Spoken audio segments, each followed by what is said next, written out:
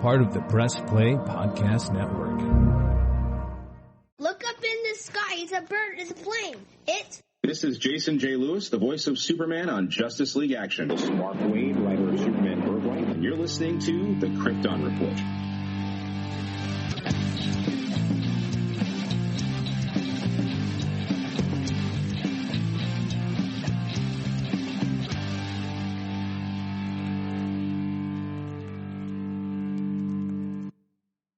To the Krypton Report, the only Superman podcast you will ever need. Not really. There's a lot of great ones. I'm your host, Tyler, the Man of Steel. Nope, that's James's line. Damn it. Hold on. Welcome to the Krypton Report podcast. I'm your host, Tyler, the Superman of Blue, the Man of Tomorrow. And with me, as always, is James. The Superman of Red. I'm like, that's Man it. of That's all you're Steel. getting this time. Right. like usually you lead me in with a whole bunch of craziness. You're like, that's it, dude? Really? Like, dang, wasn't expecting that. But hey, we got some DC stuff to talk about. Let's see. What's going on in the world of DC? Ready? Okay, so first off, quick news. Last time we talked about Stargirl. Stargirl is coming at the end of August. Literally, August 31st. Which, you know, we were both kind of like, because it said Stargirl coming soon. And we're like, okay. But, you know, we thought it was coming in the fall. And the fall for, you know, the CW is usually October. That's when they kick off stuff. But everything's been out of whack. So. Yeah, sometimes, you know, September. But October is usually where most shows start. So, yeah. The very last day of August, which is weird because it's like right there at the very end of summer. Like by the time the show comes on, like the kids will be back in school and I'll be back to that. So it is kind of like fall feeling, I guess, in a way. Yeah, I mean, we all feel that fall starts when kids go back to school. It's technically even still though summer. Yeah, even though it's still summer for another month. And then we all feel like it's summer when kids end school, but then it's not summer for another month. It's still spring for another month. It's weird, you know, because I'm like, you start to go back to school and you're like, you know what, I want to wear a hoodie and some jeans, but then you're, you know, sweating to death because it's still 90 some degrees outside. You're just like, dang it, I just want to wear a hoodie. Anyways, so we got that. I also discovered, thanks to the new comic books, that Hershey's Chocolate in DC are doing another round of wrappers with all their characters. And the advertisement had Batman, of course, but now John Kent, Superman, and Wonder Girl,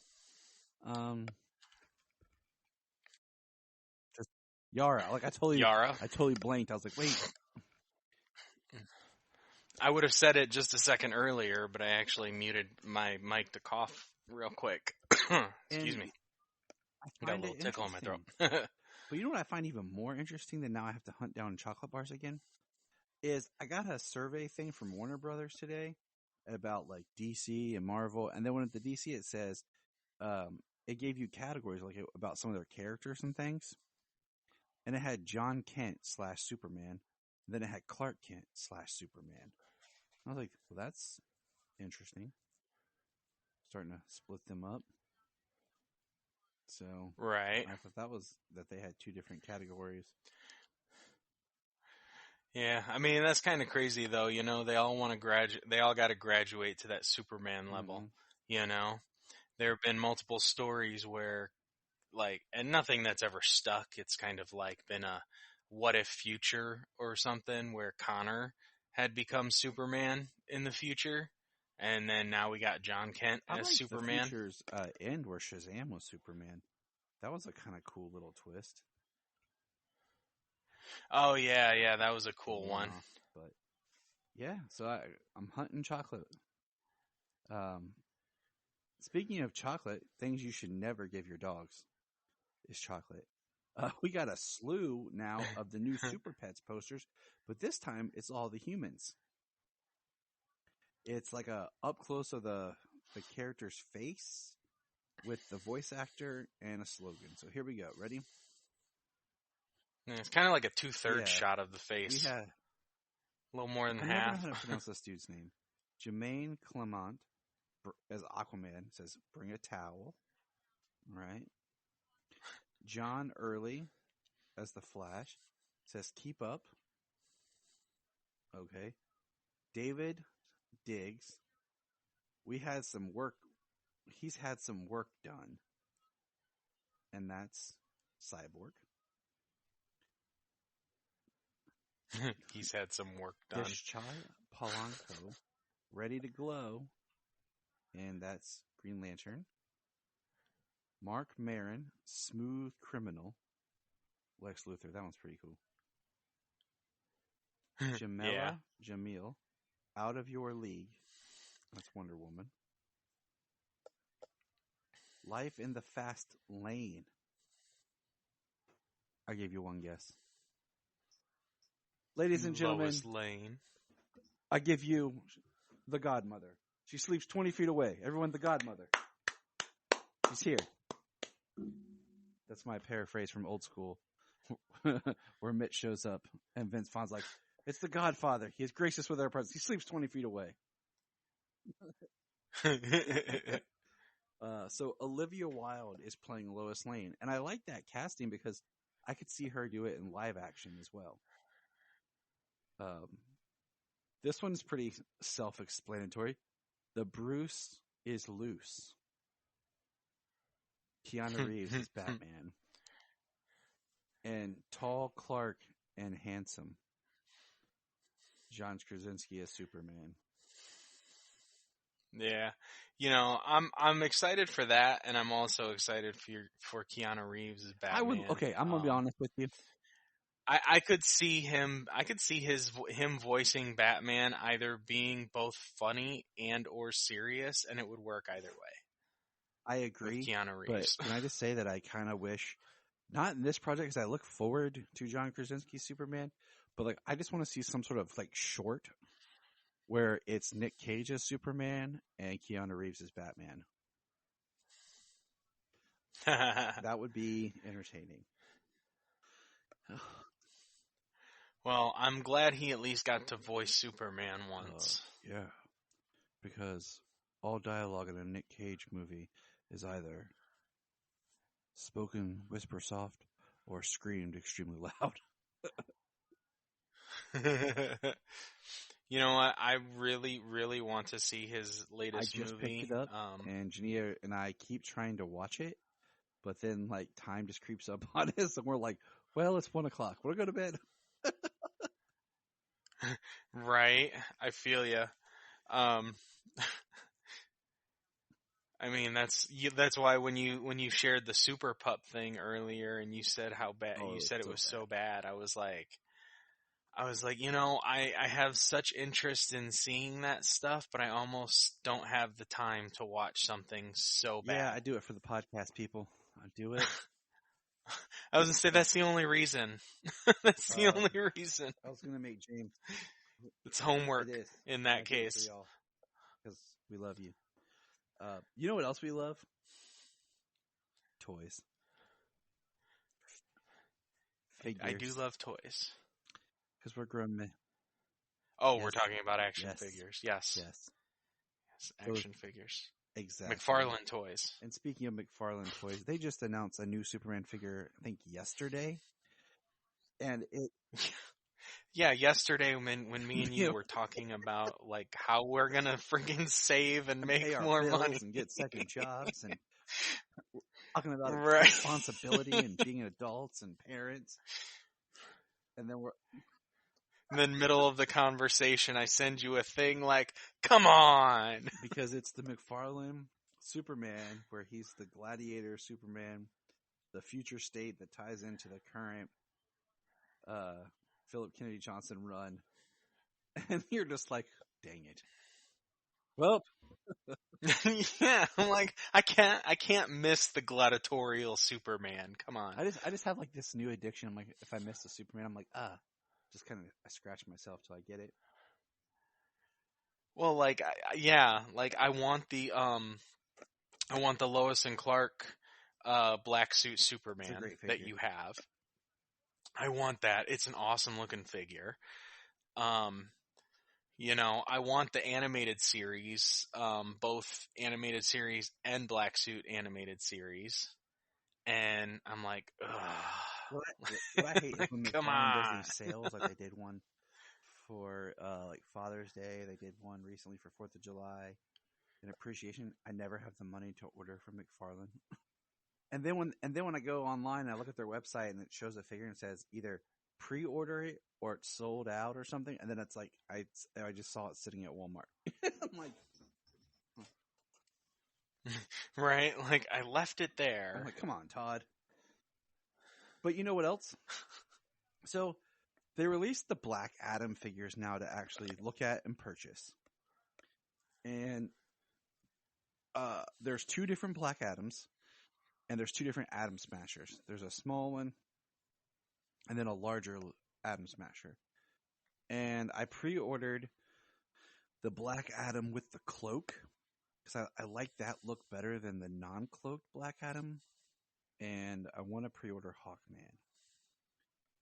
And I think, like, me and Sayla actually had a conversation about this on which Dr. Fate looks better.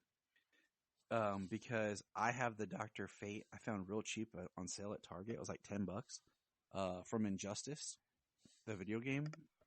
And I think he looks awesome. He's very detailed. And I think the new the Dr. Fate for Black Adam just looks okay. Like, it looks good, but I like mine better. Except the one thing I noticed is Dr. Fate doesn't have eyes. No, the Dr. Fate in the movie, it has no eyes, and it even has it's not a symmetrical helmet. The left and the right side don't match. I'm intrigued, and I want to see the figure up close. It still has the standard shape of the helmet and like the fin and stuff, but it's a little bit designed differently. And I mean, I think that the movie Dr. Fate looks awesome, but it's got, I mean, like for a suit that has like that 3-dimensional design, like we're talking a physical suit for like a movie as well as a 3D design for a suit like the video game. I mean, Injustice is hard to top because that one was pretty awesome. You ain't lying. So, yeah. So, they also released a figure, and this may be spoilery, and we're just going to kind of go on a side tangent for a couple minutes, of Sabak, or Sabak. And I got talking about this with Levi, kind of off mic. Should have recorded it, but I was stupid. I find that interesting, and I don't want them to market the film without the villain. Kind of like the way Shazam marketed it without telling us the sins were in the movie. And then all of a sudden, there they were, very prominent. All the trailers, all that stuff left the sins out. And then I got thinking more about how Sabak, it really is the dark inverse of the Shazam family. In the comics, he was more of a villain towards Captain Marvel Jr., which doesn't make sense, but whatever. But he really is the opposite of them. Each letter in the name represents a different demon that he pulls its power from. So, to me, Sabak would be kind of the big villain that would bring Shazam and Black Adam together. So I almost don't want him defeated and him to become like it's something that happens at the end or something where it's what brings Shazam and Black Adam together in Shazam 3. Like, it's that kind of a level being. I don't know. It's something I had as like a kind of just in my mind thinking like how powerful it is. Yeah. I mean, I've never read anything with Sabak, so I'm actually looking forward to finding something with him in it. But yeah, I mean, it's an interesting name. SABBAC. I know the S stands for Satan. That's it. Yeah, Satan, Aim, Belial, Beelzebub, Asmodeus, and Well, look at you all Kratos. on top of the devil. Woo! Yeah. And some people might think that if like 3 of those names are like refer to the same, but that's not true. Like we actually get to see a couple interact with a couple of them in Supernatural. Yeah, I just find it interesting. The only thing I've read, okay, with the character, because I actually did some research on it, was... Well, that's why I know the names. Was I did a little bit of research. Awesome. I haven't gotten to read any. When yet, I did with Shazam Cast, we did a crossover, and we read the 4-issue Superman Shazam story, where he ends up fighting Sabak in it and Eclipso. So that is... Oh, wow. I'm going to have to check. That has one of my favorite panels. One where Superman's yelling at the Wizard, and 2 when Clark comes to Billy. And that's the only time I have read anything with Sabak. So that is just kind of my thoughts on him. And speaking of Shazam and Black Adam, dude, I was doing some research because I was thinking to myself, like, man, because I saw Warner Brothers had no presence at Comic-Con, because San Diego Comic-Con's still a thing, and it's coming up here in 2 weeks, I think. Yeah. And they just announced that Black Adam will now have a Hall H presentation, and Shazam 2 will have a Hall H presentation. Starting to feel like old times, man. Ooh. Nice. I saw the Shazam, or the Black Adam. I did not see the Shazam 2. Yeah, so that's awesome. It'll be great to see those two. So it's starting to feel like old times, For Solomon Godzilla, they're going to have a big 70-year thing for Godzilla panel. So I hope some of that information leaks online so I can share it with him. And then the last little tidbit of news is on September 20th, we will finally get the Long Halloween movie deluxe edition. And I'll finally be able to buy it on physical media and watch it straight through. And once we do that, we will have a conversation and see our feelings and thoughts towards the movie being one sitting instead of chopped up in 2. Yeah, I'm very much looking forward to that because, when we talked about part 2 and you said that it very much feels like a mid-movie montage there at the beginning, I was like, it does feel like it would work better as one long single movie. And I've been waiting because, no matter what you do, I mean, unless you do it yourself, you're going to have that break in the middle. And even doing it yourself, sometimes you still notice the break. You still feel it. But when you're just sitting there, it'll be a fun adventure.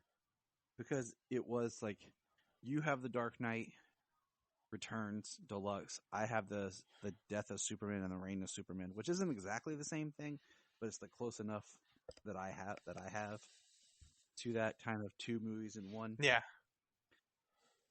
I have both of the complete ones now. Being awesome. Well, you gifted me the other one. You gifted me the Dark Knight Returns. Awesome. So that you're awesome. So all right. So James did tell me he did the homework, and James watched some Superman. Yes, I did. And I just want to give a shout out to our friends over at the All-Star Superfan podcast. because they actually have an episode that just dropped with Sam Rizzo, and I haven't got to listen to it yet, but Gerard Christopher does pop up in the episode. He does show up to chat with the boys. So, Oh, that's sweet. so check that out. Now, James, which episodes did you watch? Yeah. Season 2, Awesome. 1, 2, and 3. That's what I like to hear. Okay. So, and just so you know, I picked season 2. Like, we had talked about season 1 a little bit before when we watched the pilot, but I started watching season 2, and I wanted you to get into it because, 1, I just watched it, but 2, so you can experience Gerard, because you hadn't had any experience with Gerard.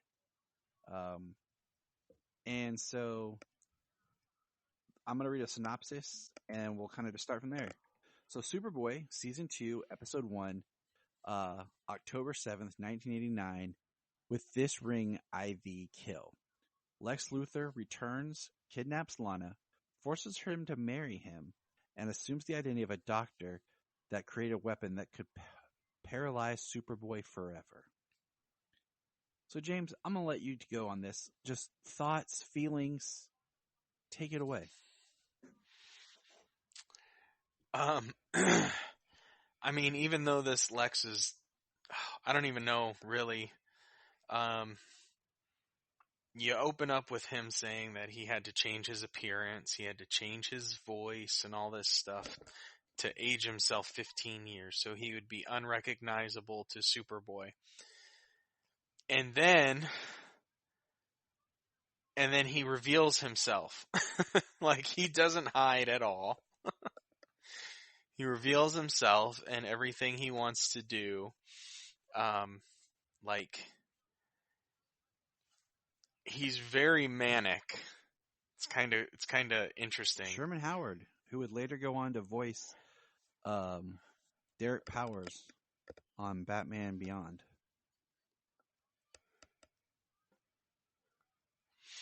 I know I've seen the actor in some things over the years. He's just recognizable to me. And yeah, I was like, wow. Like, Gerard's performance as like Clark is definitely a little more reserved. Like, he's almost channeling a Goofy Reeve impersonation a little bit, you know? He's always like seems like he's very timid and scared.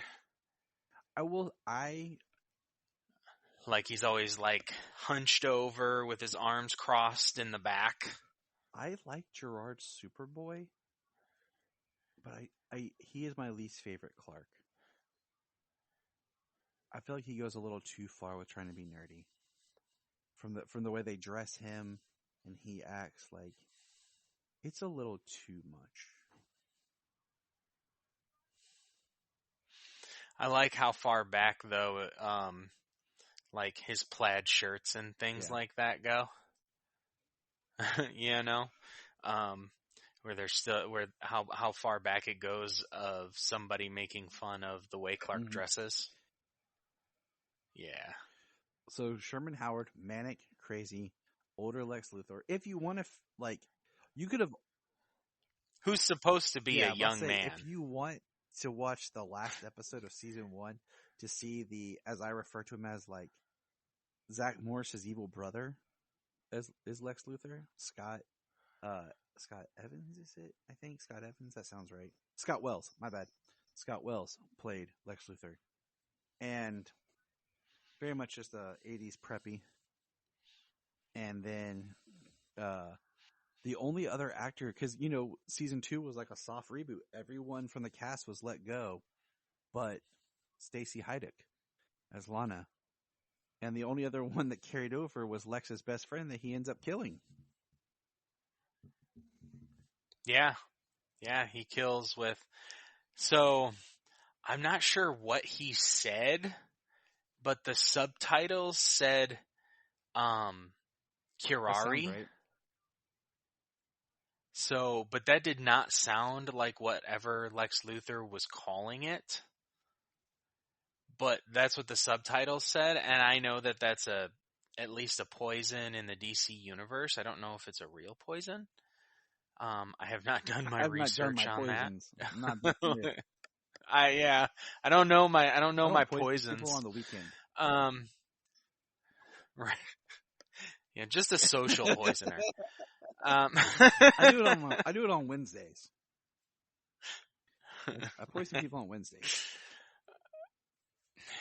But yeah, he said the subtitle said Kirari, and I was like, oh well, that's cool, just to see that kind of floating around, being utilized like before Arrow. You know, kind of made it a big deal. So, yeah, that was pretty sweet. And, yeah, the way he killed his friend, though, I was like, geez. Like, it makes me wonder if Lex was as cold and crazy before he was recast, you know? I wouldn't say so. I think I mean, he was, you know, he's kind of douchey in the pilot. But isn't it even a different actor later on in the season than that guy? Oh, okay. Yep. So what did you think about Clark's new roommate, Andy McAllister? Well, you know, he graduated high school, and from making his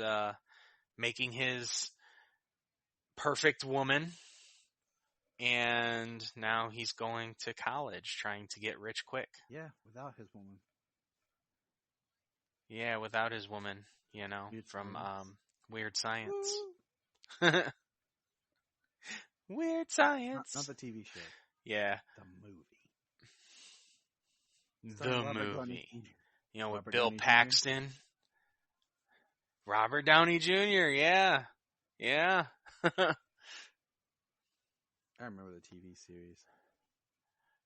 It was like on Sci-Fi Channel or something. But it was weird. In not a good way. Anyways. Yeah, I mean, I think it's just maybe my affinity for Weird Science, but I enjoy him playing that character. Because, like, the only thing I've ever seen him in before that was Weird Science. Was at, Superman Celebration last year. Was he? Oh, that would have been sweet. But that's the only thing I've seen him in, and he plays like the timid character. So to see him in this being like uninhibited is pretty fun. And like I said, I just, you know, I like that movie, so I was kind of like, I had a nostalgic feel for him. I was like, yeah, that's sweet. I'm glad I'm getting to see him in something else. And, you know, it being Superboy that I'm going to be watching a bit of now going forward. Now, last kind of question for this episode is, what did you think of Stacy?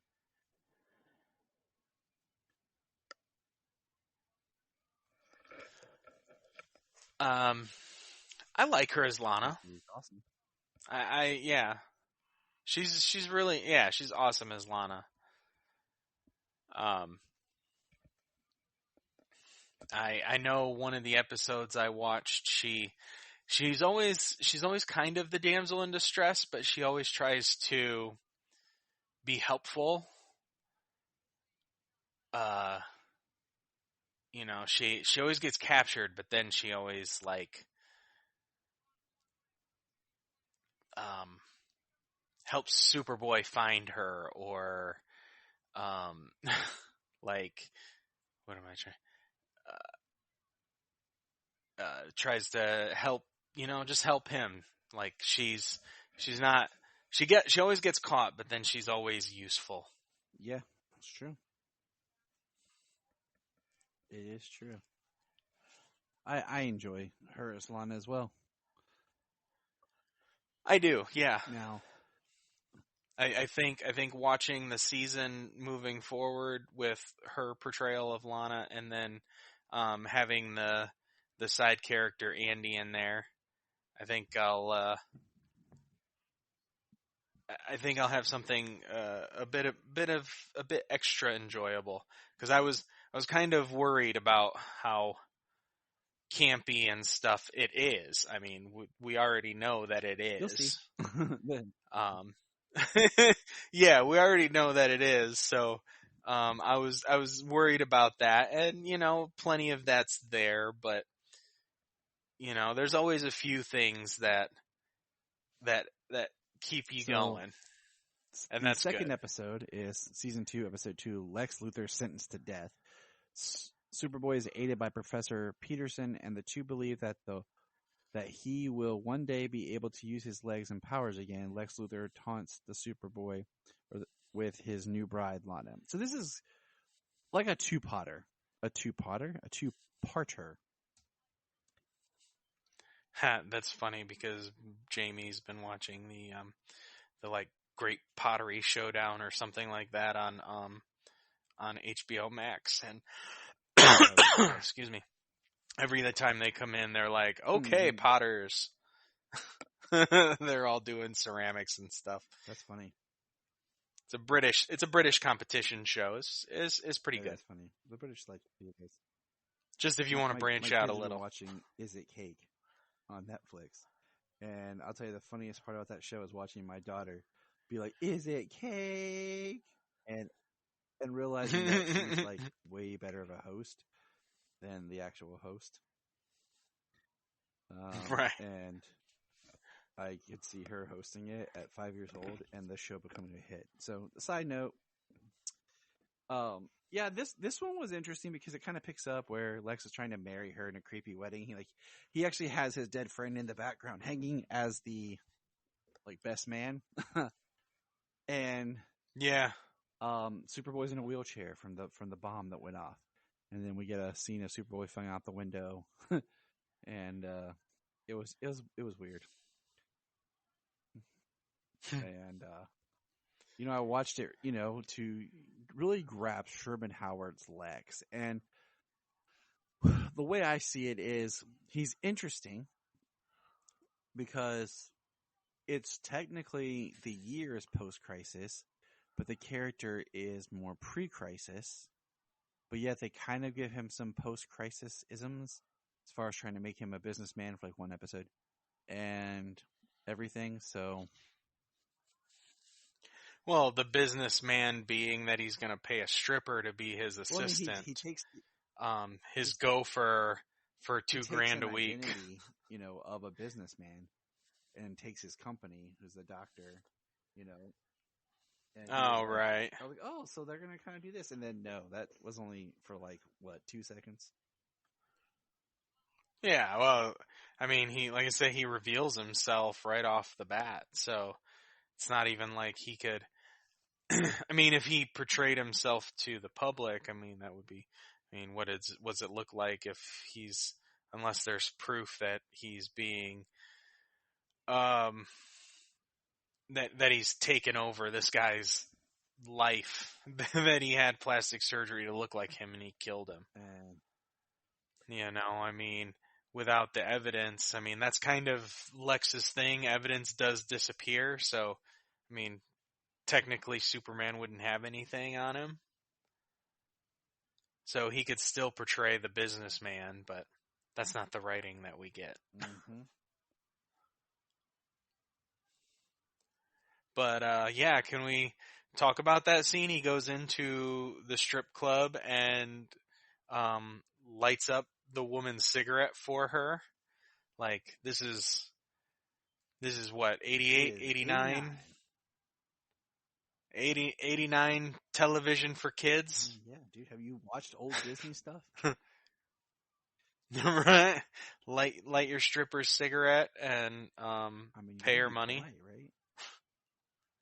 Yeah. See? It's teaching you manners. The lady. Even.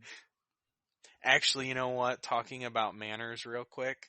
it's a little off topic, but not like too far, is we watched I put on Seven Brides for Seven Brothers for Jamie. It's my all-time favorite. Me too.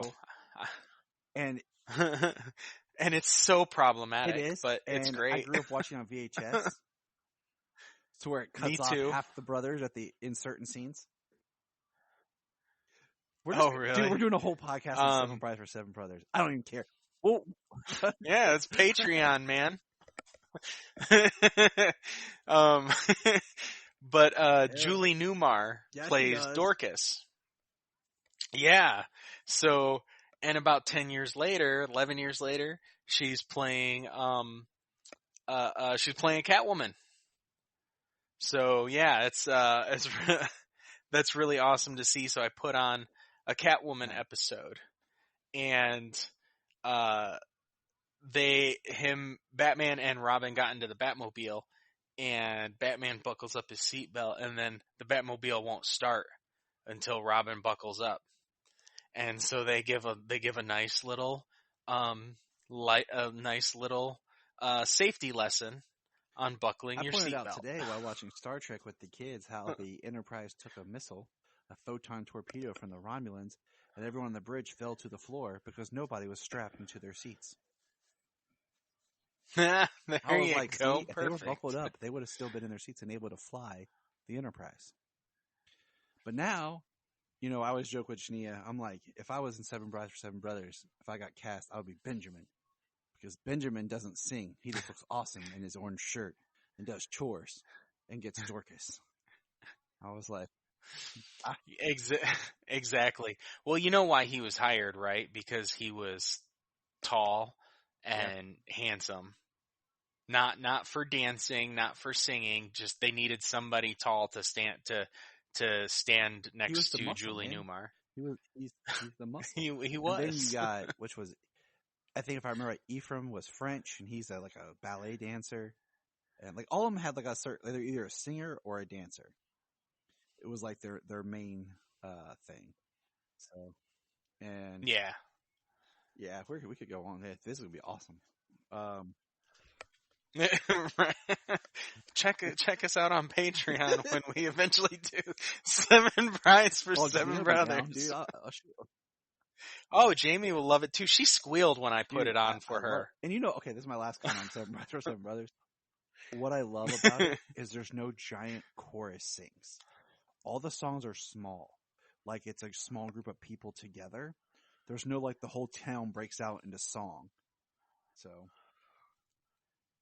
Right. I just told Jania that we're talking Seven Brides for Seven Brothers, and she's like, dope. Oh. Right. On a Superman podcast?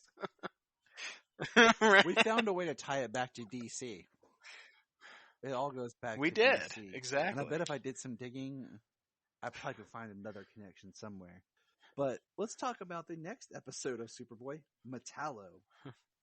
A heart attack patient who is also an escaped convict transforms into a cyborg with a heart powered by kryptonite. Ooh, James, what did you think of this version of Metallo? I mean, I kind of thought I liked how he was just bad. He was just a criminal, That's kind of always been, at least most versions of Metallo that I know, like he's been a criminal, and he kind of enjoys just being that. Now, what kind of criminal is he? This, or you know what I mean? Besides the obvious other exceptions of him being like a military guy, but still being a jerk. So I thought I liked him just like they said, just being a criminal. And when he becomes Metallo, that's it. He just takes what he wants. So I enjoyed the character. The suit was kind of hard to look at. It does look like something we just go in the garage and grab a bunch of crap and just glue it on. You're a robot. Yeah, it looks like they put a whole bunch of pads on and then like big old like rubber gloves like that go up to your It's elbows like and your stuff. mom made your Halloween costume look. Right. It's like you wanted to go with Metallo and your mom put So- it together, and you're like, okay, this is what I'm dealing with. Yeah. I mean, I enjoyed it for what it was. Like, it was dark. You know, he's having a heart attack. He causes a robbery. He gets arrested. Then he kills the doctor and walks out in his bloody clothes. I was like, man, like that went dark real fast. Yeah.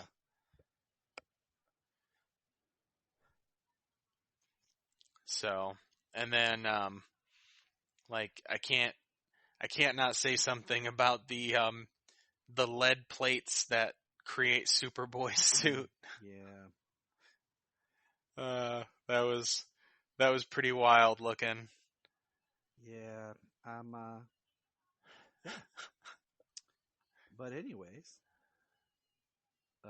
so that's kind of, I liked it because it felt, Metallo's had an interesting run in the comics, and it felt pretty true to the comics.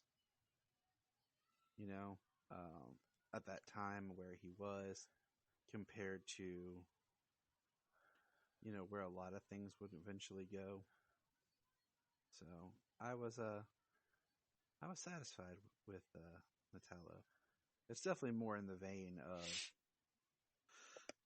the campiness of the show, but it still felt good. Yeah, he's like I'm gonna take those gold and platinum bars, and then they shoot him. He's, look what you did to my suit. Yeah. Which I appreciated him having like a gangster suit, I like that. All right. Well, I think that's going to wrap up our run on Superboy. Yeah, I enjoyed it, for when you watch a couple episodes, a few at a time, like it's enjoyable. I would probably not binge Superboy. It is. I tried, and I had to take a break. It does not flow in what you need to binge. So now it's time for comics. Dum dum da da dum. All right, James, what we got up first? Well, let's grab World's Finest. Got World's Finest number 4.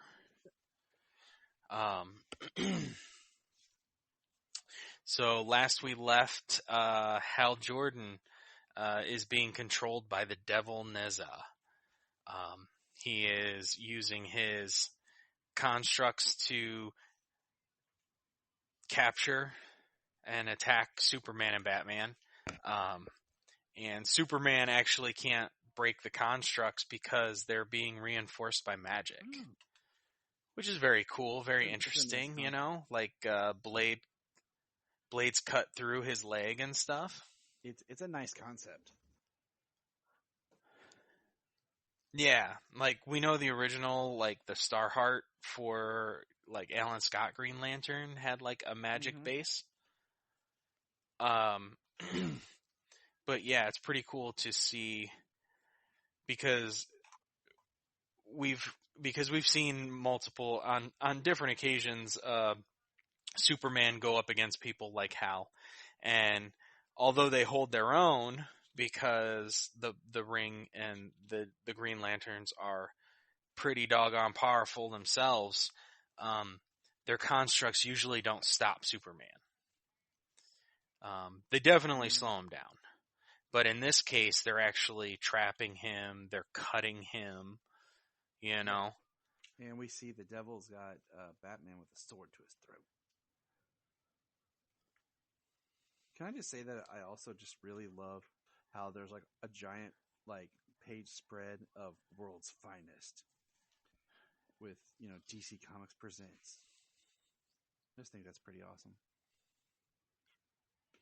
Yeah, it's definitely a title page. It's really awesome. You You don't ever see that in comics. If you're lucky, it's at the beginning. Most of the time anymore, it's kind of at the end. I hate when they put it at the end. It's a pain in the butt. I hate it. I hate it. Hate it.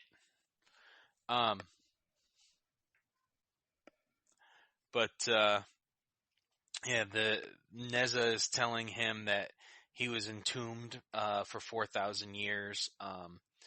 That he created a spell that would get him out using runes. Just inventing a new spell that would free him from his tomb.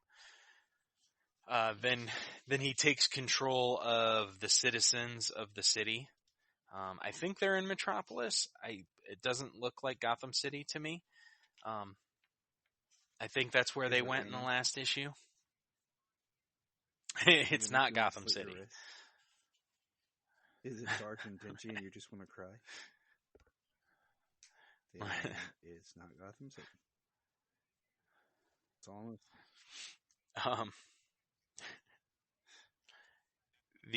So Batman pulls out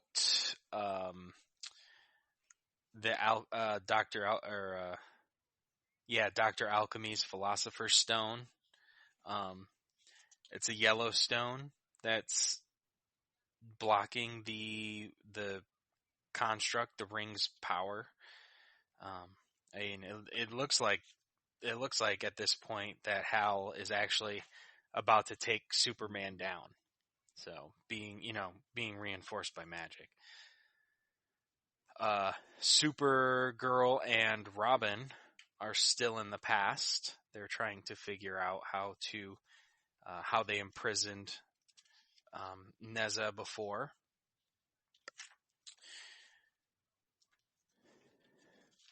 They basically find out that someone has to stay behind and sacrifice themselves to imprison. Yeah, it can only be sealed from the inside. So somebody has to sacrifice themselves, which I believe Zoran, something like that. I mean, could be anything with an Asian name like that.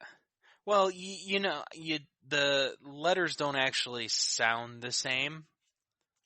They use different sounds for them. So the name of that just I'm just not sure if I'm pronouncing it even close to right. Well, you're doing a fine job. Fine job. I don't mean for it to sound bad or nothing. Apologize if it did. So they're heading back through time, back to the present, and a time storm, and Kara loses Robin somewhere in the time stream, which is nuts.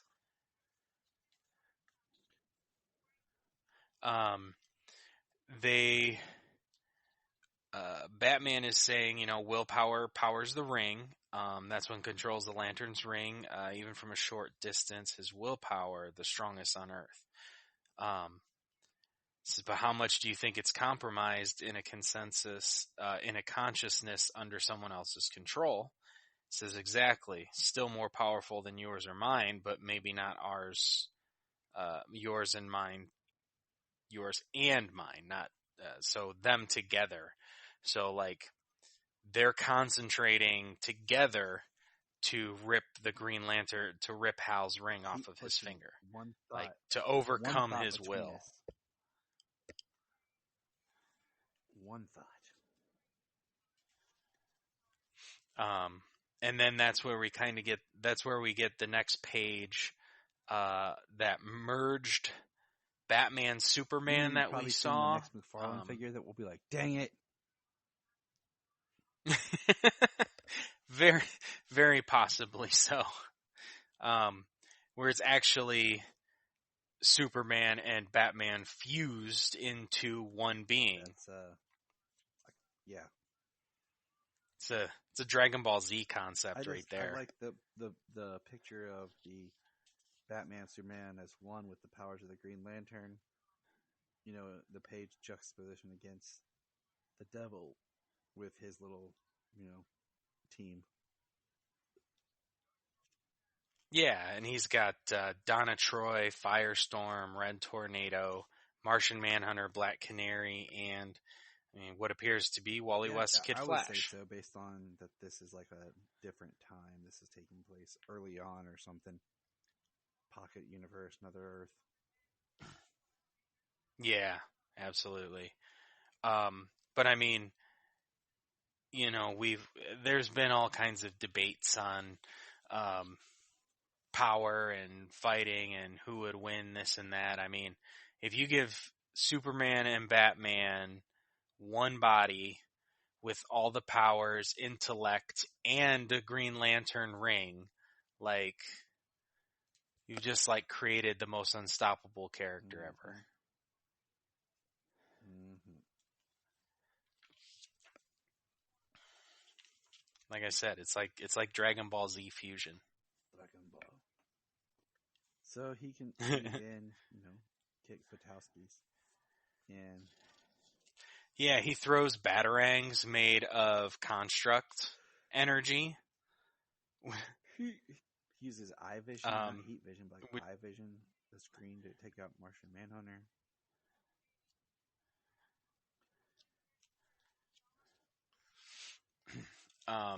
Uses constructs to create a mask over Canary's mouth to anchor Wally's feet to the ground. I'm going to make a joke, but you haven't seen Doctor Strange yet, have you?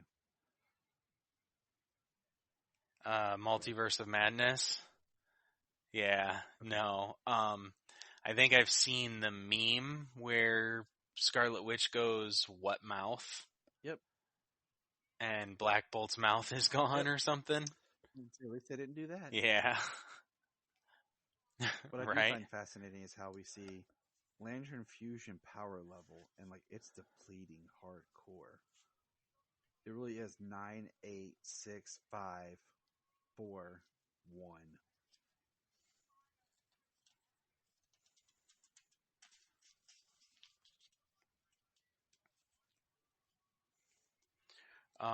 Yeah, and then they split apart into two again. I mean, it's exactly what you picture from a fusion and from it separating.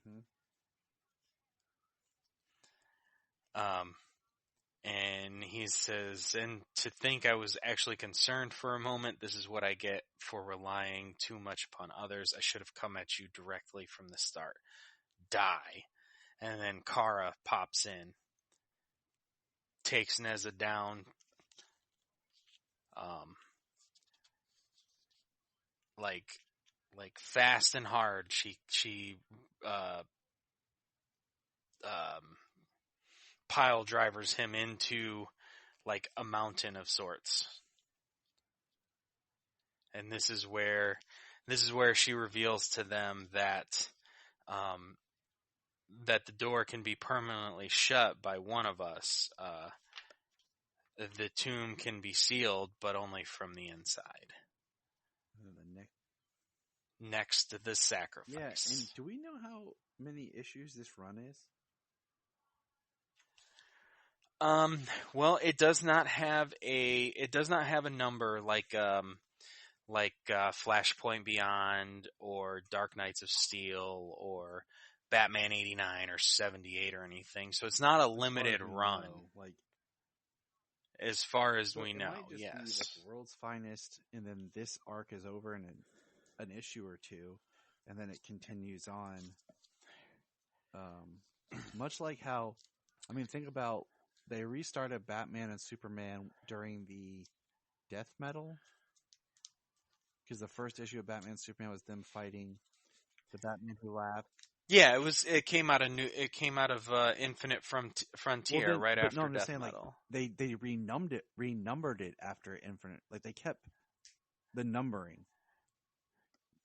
Yeah, it went back to 1, right? Or did it? Did it? I'd have to look because it only ended on issue 22. And was all of that the okay, I'm trying to remember because it ended on issue 22, but I thought that Gene Lee took over the numbering and started when it was Batman and Superman with the whole Arturo thing that we read. I could be wrong. I think that started with number 1 again. I don't know. Maybe I should look it up. All right. I was say I'll have to go back through my box and see what the issue because I got all of those issues. I'm just like slipping. So I. But we did get that Arturo, and then we got that Solomon Grundy story. That was really good. And then there was some Mixie in there somewhere. Yeah. And then it was about done. Trying to find everything I'm finding is the I don't know. It's not a huge deal, but I thought it just continued the numbering from where it started before, but because they're known to do that. That's kind of my point is they'll do these for a while. Right. So it makes me wonder if this is just going to be a new ongoing book or if it's like Wade and team are just going to do it for a while, but it seems like Batman Superman should be like a book that goes on forever. But it doesn't. But you know what book could go on forever? Our next book. James, what is our next book?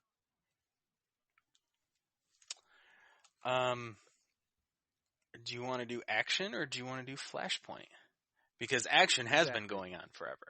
That's issue 1044. Should have not kept going, but continues to go on forever. We'll do Action. Yeah. And all right. Hey, we're going to press pause and hear a few words from our other podcasts on Press Play Podcast Network. Hello, Brooks here with the Books with Brooks monthly book club podcast. Here's how Books with Brooks works. We read one book a month and then we talk about it. Classics like Stephen King's The Shining, debut novels like We Are the Brennans by Tracy Lang, and tons of other compelling, life-changing stories, one book and 1 month at a time. So come read along with us and then listen in. This is Dan Jurgens, and if you want to have a good time, keep listening to the Krypton Report. I hope Action Comics never ends. I just want to one day look down from heaven and be like, Action 3020. That's a good one. But it's going to be hilarious. Rio 20. Yeah. But hey, let's do this. Okay.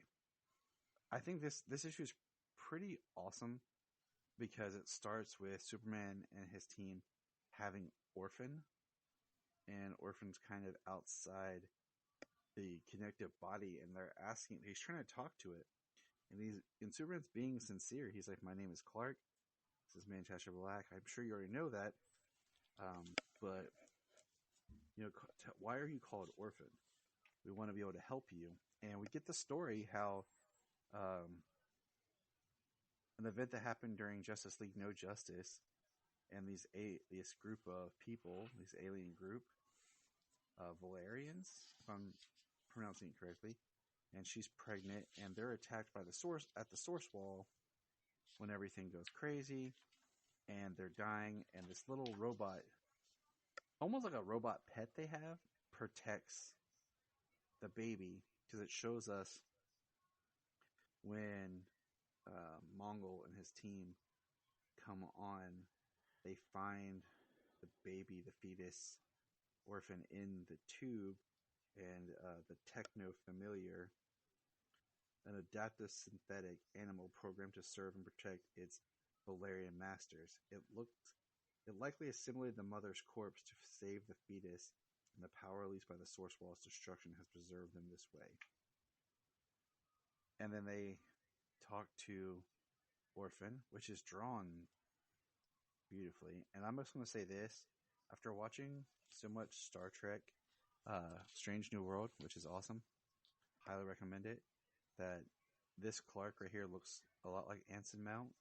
And if Anson Mount doesn't want to play Superman in something, he should definitely play Jor-El, because he's my number one pick for Jor-El. Because we need a good Jor-El. Awesome. We need a good Jor-El. We've never had a good. No, we need a great Jor-El. We've had a good Jor-El. But we need a great, definitive Jor-El. Yeah, I mean, we had a pretty awesome, badass Segel. Yeah, we did. And we had an awesome Seg. Yeah, we did. But they talk about the mother boxes, and then he talks about the orphan boxes and what's different. And he says, the orphan boxes do not teleport, they transcend.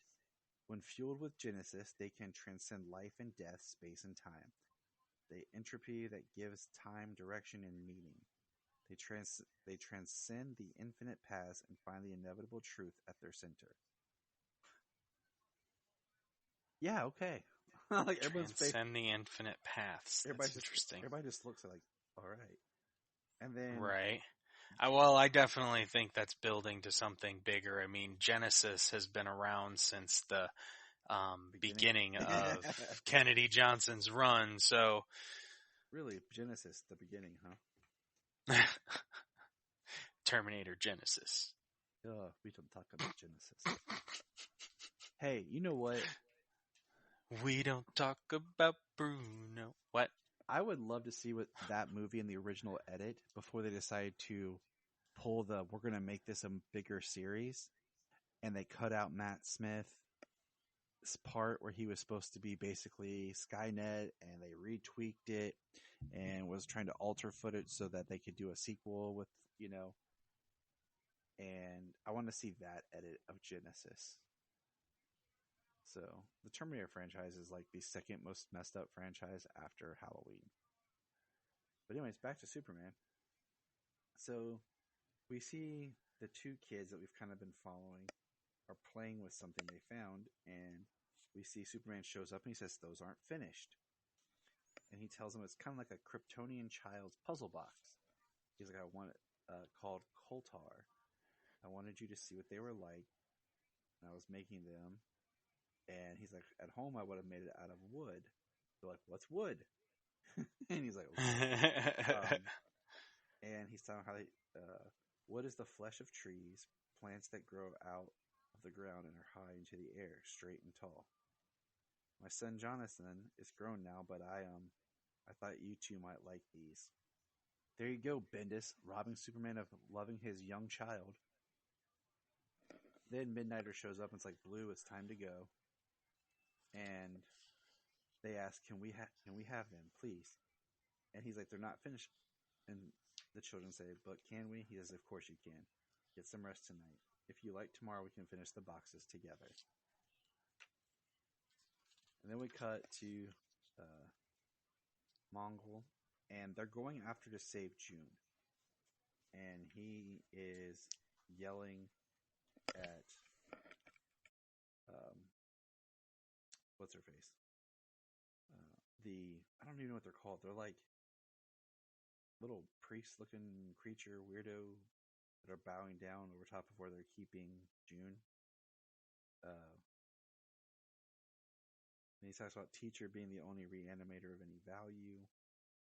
And he says, "Lord Mongul, please, we have lost both Teacher and Orphan. What are simple they're just alchemists to do." And then, of course, Omac's like, "You promised me Laya, the real Laya, not one of your undead freaks to wear her face." Then Mongul, like, chest blasts her.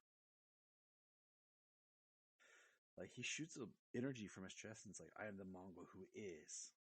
Mongul who is bound by no word or deed. Mongul does as Mongul will."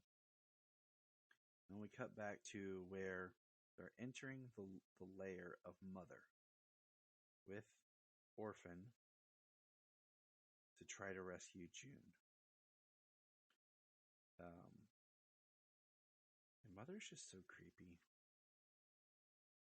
And just talking about the marrow from their bones. And then, and she's like, she's like creepy, scary, and she's like scary, powerful. As we learned in the last issue. And then, Midnight like this magic infant, and Orphan just like goes full Super Saiyan on him and just like blasts everything to death. And then like the Queen Alien pops up, and it's Mother, but it's just kind of funny because the way it's like transforming looks kind of like the Queen Alien. And Superman's like, I want June. These people will never your children. They're your victims. You won't have June or any of us. And then Superman with Orphan's assist, they basically kick butt because he does. Orphan's being taken, and then you hear ping, huge burst of light, and you hear Superman just yelling at her, like, take it up with the one who brought you here. And basically, she comes busting in towards Mongul, yelling false, and Mongul rips her jaw off and talks about her feeding the worms. Fetch the blood priest. Let this one be one of us. Use one last time. That is pretty intense. And then we see where they're keeping June. And we see what Mongul's real plan for Lila is. As Light Ray, this one was once called, it would need a different name, I think. And it says the next issue is The Black Razor. And then we have the backup story of A World Without Clark Kent, Part 1. Which is Supergirl, who's now Superwoman, right? Yes. Not Super Lady, but with they're trying to help the Fallosian. Why can't I never remember her name? I remember stuff when I don't need to remember it, and then when I do, I'm like Theola. Yeah. And then when they're like, "What is this, Tyler?" I'm like, Theola. Yes. And we have Kellex there, and we have Steel suits up, and we have Supergirl and Steel trying to help her. She's emitting for her energy. And Kara grabs her and takes her where, James? Where do we take all Kryptonians when they need help? To the sun. To the sun.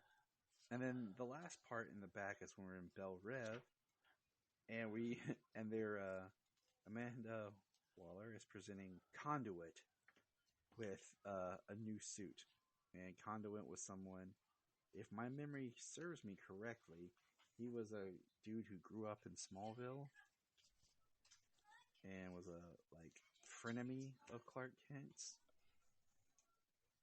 If my memory is serving me correctly.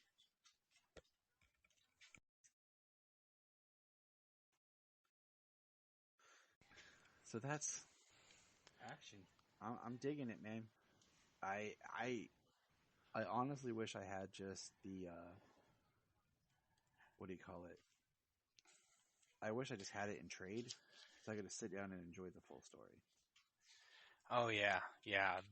This run is definitely getting trade bought and going up on my shelf. Conduit, didn't we see him recently in something?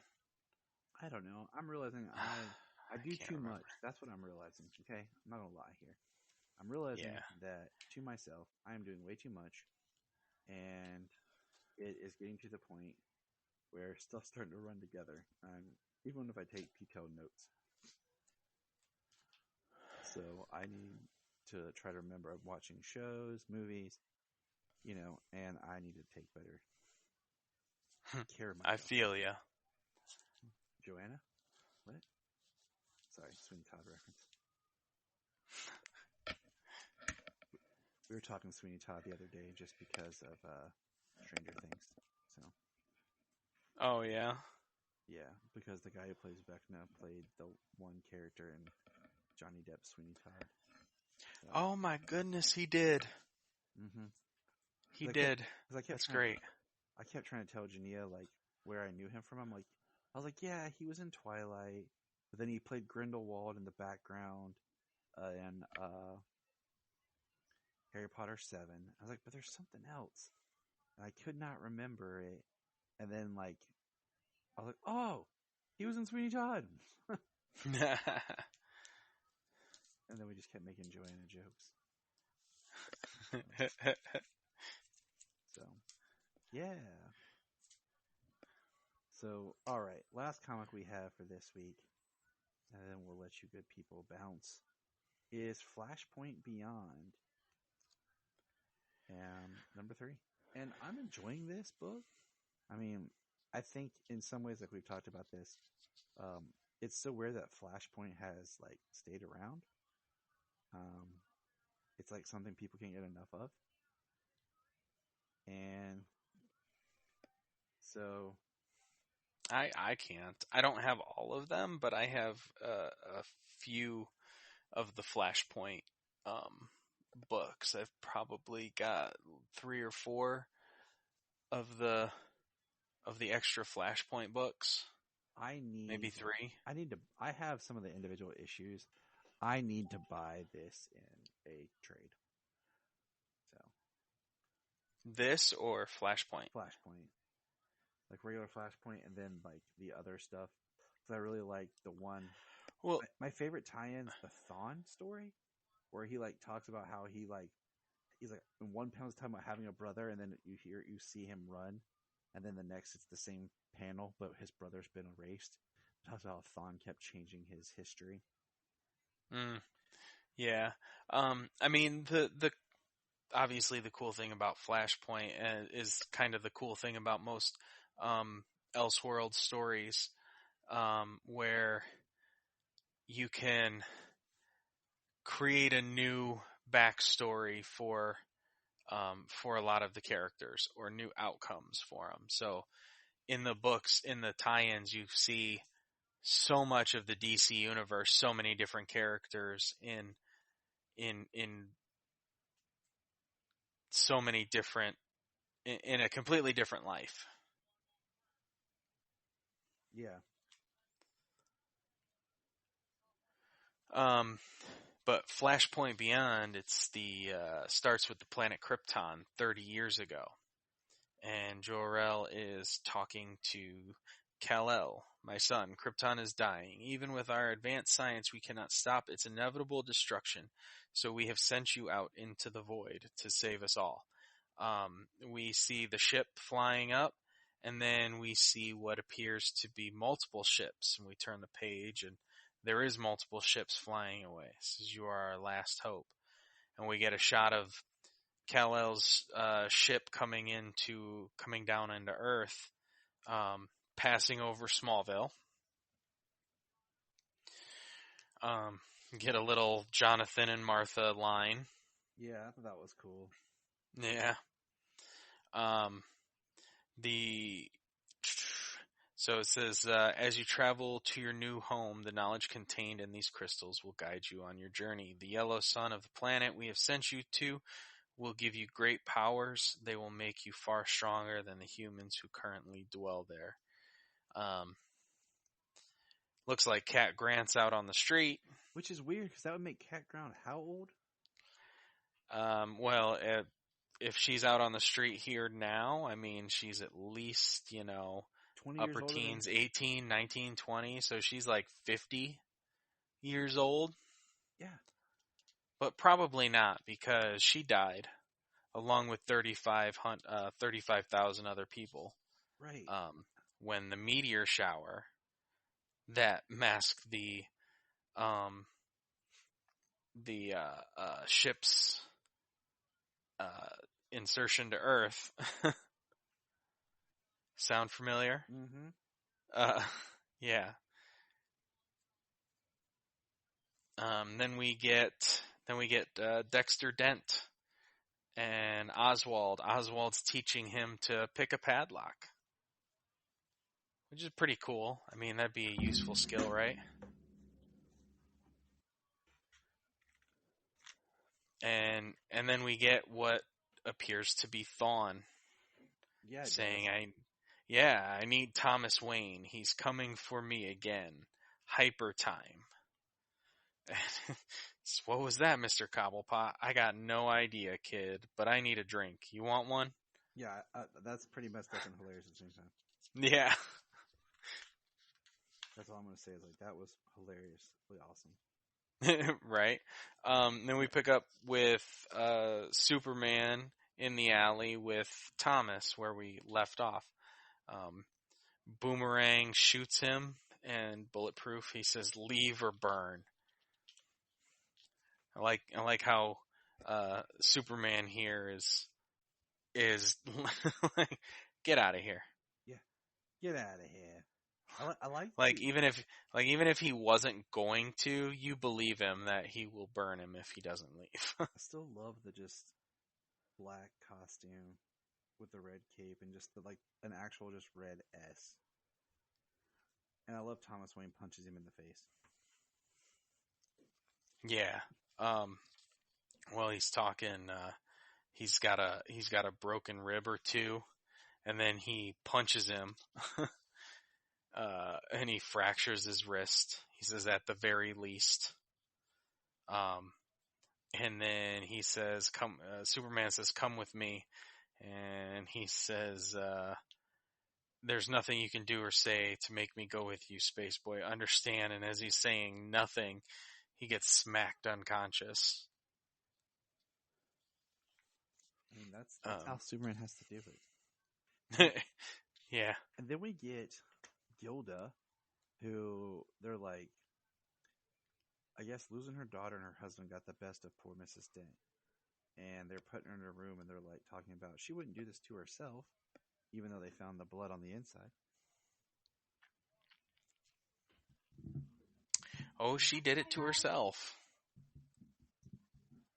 What? Hi. Say it, Solomon. Say it.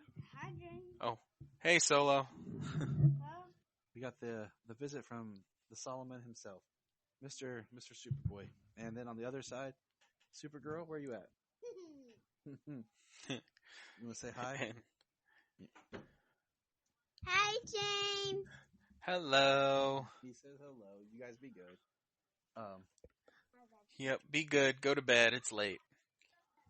And then Gilda, we see that her coin, as she talks about wanting her Dexter back, is a Wayne casino chip.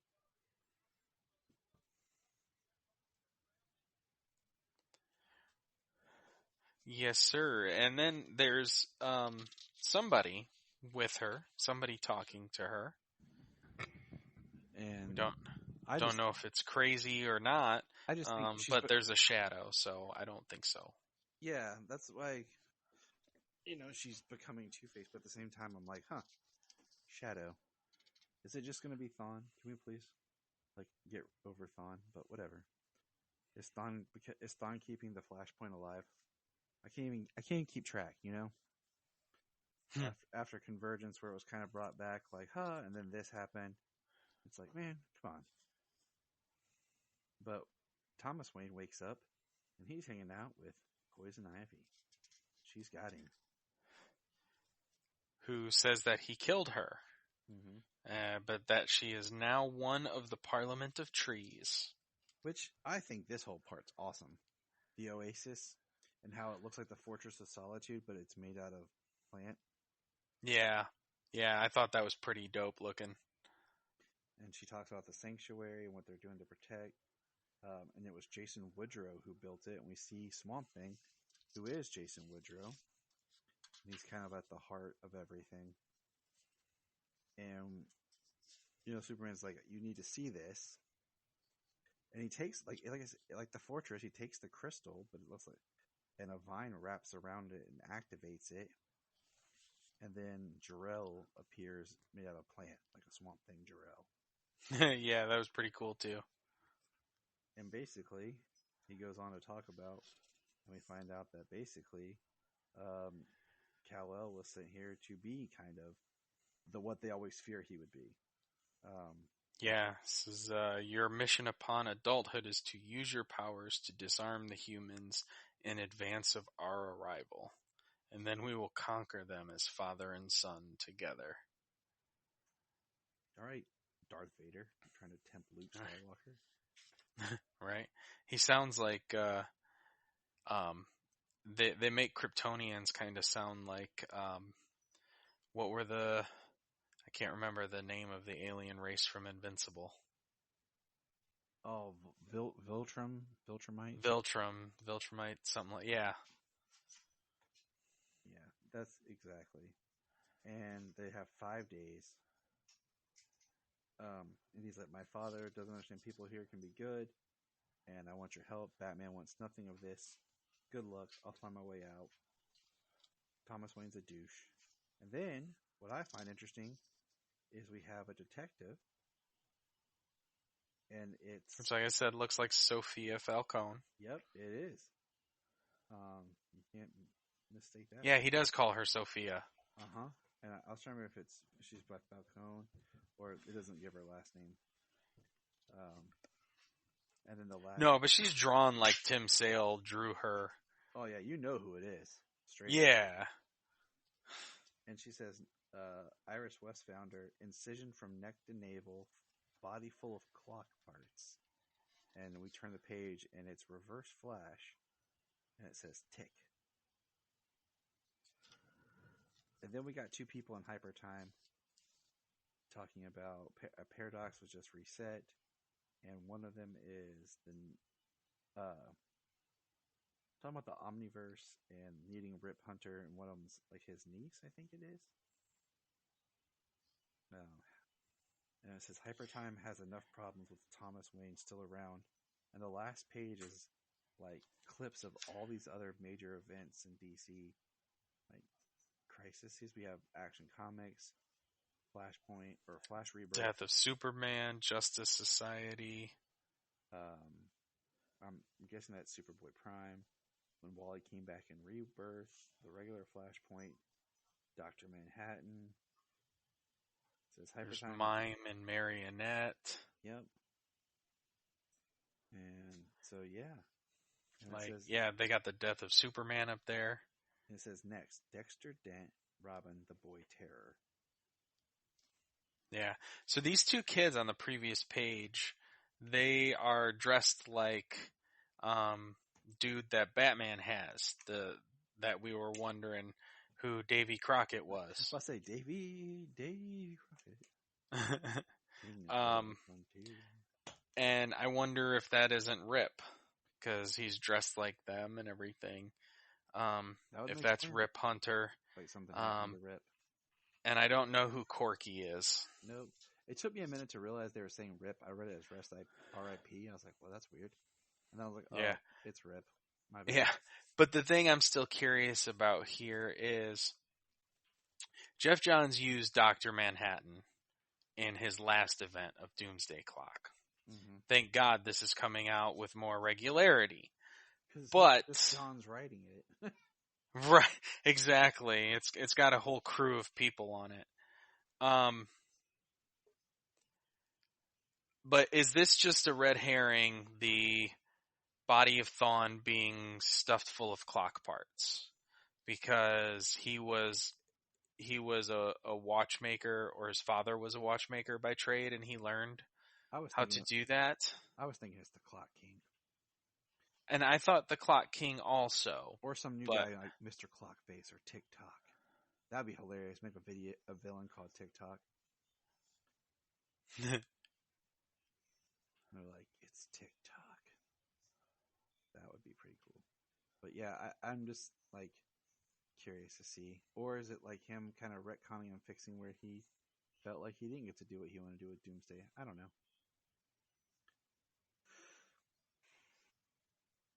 So we will see. Yeah, I don't know. So I'm curious as to where it's going. Like, why would he be using the same? We will see. All right. That about wraps us up here. We've had a good run, James. It's been good. So. Yes, I had fun tonight. It was a good time. Didn't know we were going to talk about Seven Brides for Seven Brothers, but hey. You never know what's going to happen on this podcast. Now we cut away to our segment on the importance of flossing. James?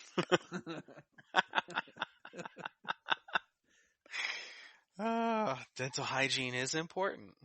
And then we'll cut to Ollie for the weather. Ollie, it's going to rain. Thanks, Ollie. That gets me every time. Dude, guy, I laugh. I think about that all the time in my head.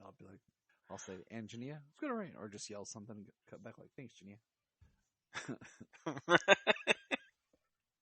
Okay.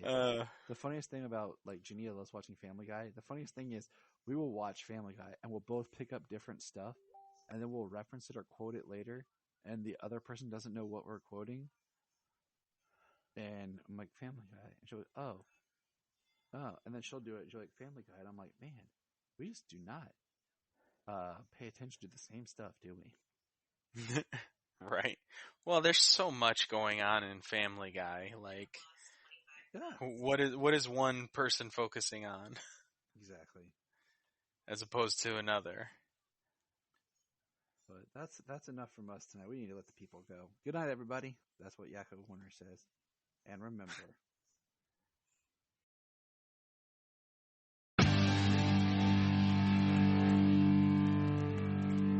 Look up in the sky. Yes, it's Miss Sailor. We just want to say if you've enjoyed this podcast, please check out other podcasts on the Press Play Podcast Network.